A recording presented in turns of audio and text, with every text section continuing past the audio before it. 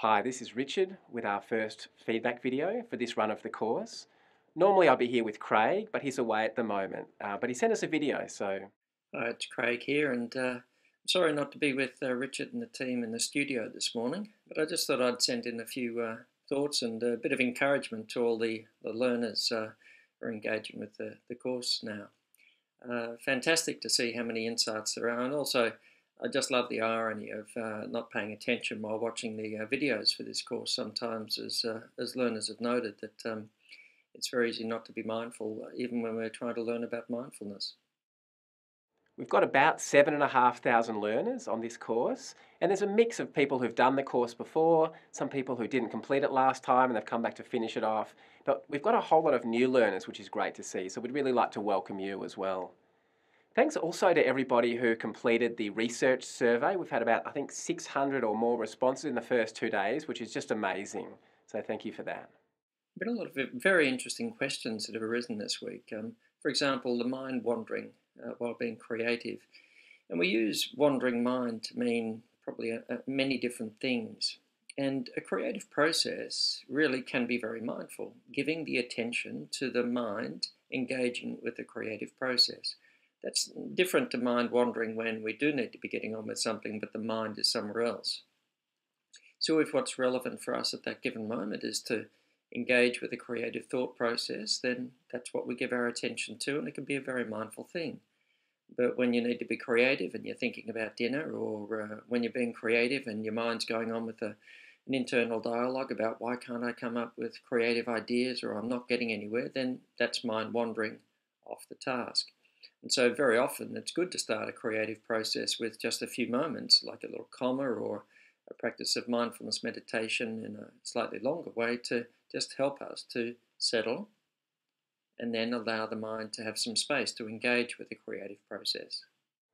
So we had some questions about reactivity.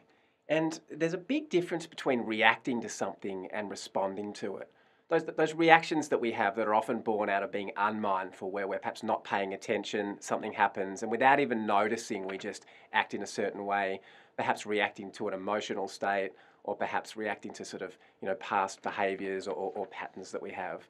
And that's a very different thing to responding, which is sort of mindfully seeing the situation clearly, being very aware of what we're thinking and what we're feeling, and then choosing the best response for the situation. Quite often the reactions that we have actually exacerbate the stress response in the body. So we're reacting to some emotion, perhaps without realizing, and then we trigger the amygdala and the fight and flight response. And it can often create a whole lot of stress for us. We, of course, don't make our best decisions, our judgment's often impaired. So it really serves us actually to slow down a little bit and to be aware of what we're thinking and feeling, and to make sure that we're responding rather than reacting to different situations. What's a distraction and what's not? It really depends on what's relevant or important at any given moment and what's not. If we're trying to get on and read something, related to our work, for example, then something else going on in the environment, or something else going on in our heads at that moment is irrelevant. It's a distraction. If that thing that pops into our head, something needs to be, done by a certain time, this email needs to be sent off, or a call needs to be made right now, then that might be relevant. And the other thing for that moment is a distraction. It just really depends on what's most important at any given moment. But trying to block out distractions doesn't help so much. It's just more choosing what to be interested in and what to leave alone. That's the important choice we need to make in a mindful way. We had another question as well about being present, and does that preclude the ability to plan for the future or think about the consequences of our actions? And of course it doesn't. I mean, mindfulness isn't about always being in the present moment. It's just about always having an awareness of what we're doing. So most of the time we probably do want to keep our attention focused on what is actually happening in the present, which we can do by paying attention to what's happening in the senses. And when we do that, we don't start habitually worrying about things or dwelling on things, and we don't get caught up in our usual habits of judgment and reactivity.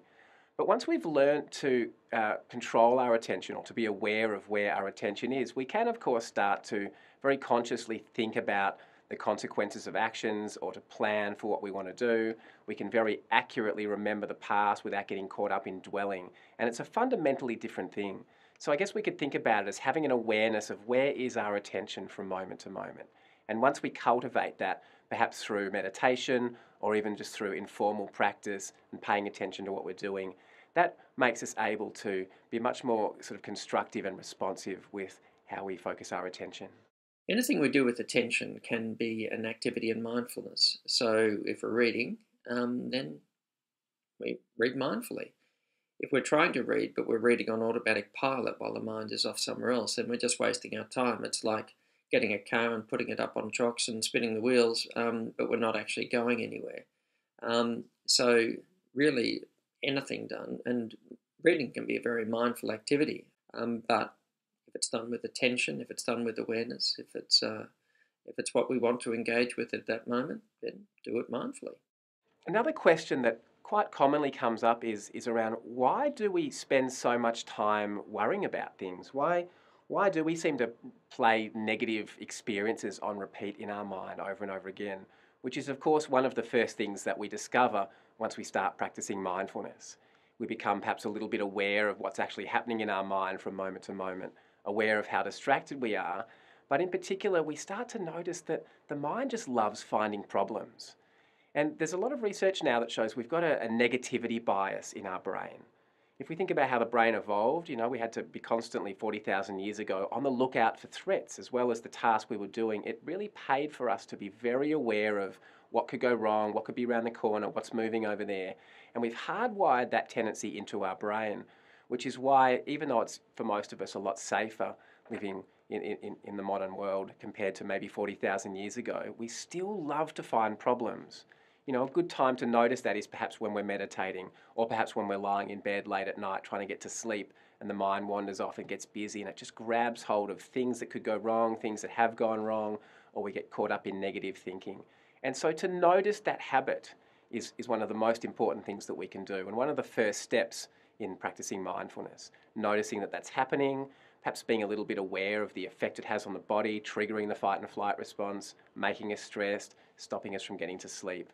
And so once we've noticed that that's happening, we can take some control over it, perhaps not feeding those thoughts, not feeding those worries, or as we can sometimes say, focusing on what is rather than what if, which can be a much healthier way of operating in the world. A lot of our learners really like the meditations this week, both the shorter meditation, and the body scan meditation. And we could think about the body scan as a sort of a full stop. We hit pause for a moment and we stop and we take some time just to perhaps let go of all the busyness in the mind, allow the body to relax, and get our attention back into the present. Paying attention to what's happening in the body, of course, brings the attention into the present. And if that's like a full stop, punctuating a sentence, then the comma is like a little mini meditation. And there was a question, or a few questions really, how many commas should we be doing each day? And I guess really the answer to that is as many as we need to. It can be good to very consciously stop during the day and just do a short meditation if we can't take 5 or 10 minutes to do a longer one, maybe just a minute or so throughout the day. A really good time to do a comma is between different tasks. Perhaps we finish sending an email and then before we move on to making a phone call, we might just stop for a moment, check in with the body, let go of any tension that we notice, recenter ourselves, and then get on with that next task. Like the vice president of people and culture at Google says that every time she goes into a meeting, she stops at a door, takes one breath. She calls that her 6-second mindfulness practice. And in that 6 seconds, what she's doing is letting go of the meeting she was in, arriving fully in the present so that she can enter into that next meeting fully present, ready to engage with whatever's happening there. And a lot of our students here at Monash, we encourage to do the same thing, and they find that they then get onto the next task with a clearer mind, much more able to focus on what's important. The body scan can be done sitting, lying down. Some of our learners have experimented with doing it lying down, and that's fine as long as we stay awake. We might call that beditation rather than meditation. And as long as we're actually practicing mindfulness rather than perhaps sleepfulness, that can be a pretty useful thing to do. So lying down, as long as we can stay present and aware, that can be quite a pleasant thing. But generally speaking, sitting up in a chair with a straight spine just helps us to maintain that alertness and that presence. So that's just about it from us for this week.